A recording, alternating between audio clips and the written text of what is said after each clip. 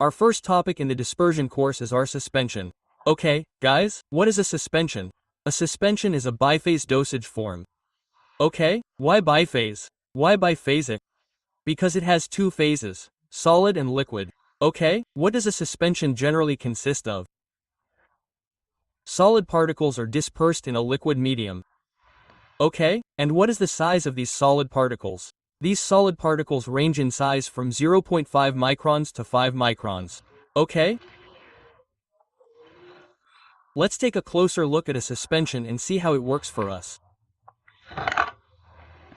Okay, so, look, this is our bucket containing water. So, what happens in it is that water is acting as a liquid medium. Okay, now, what happens in it? The solid particles are suspended.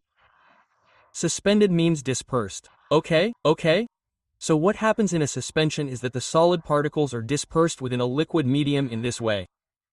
Okay? So this is what we call a suspension.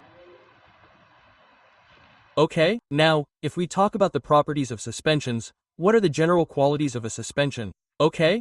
The particles should not settle rapidly. Okay? These particles that are dispersed within the liquid should not settle. Meaning, they should not come to the bottom and gather quickly. So this is the quality of a suspension. Okay? Second, no hard cake formation. Okay? Even if the particles do settle to the bottom, okay? They should not form a hard cake. Meaning, they should not come to the bottom and gather in such a way that they cannot disperse again. Okay? The third property is its good viscosity. Okay? This liquid within the suspension, our liquid medium, should have a certain viscosity. It should have a good viscosity. Okay? It should neither be too thin nor too thick. Okay? And fourth, it should be stable.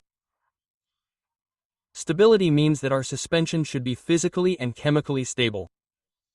Okay?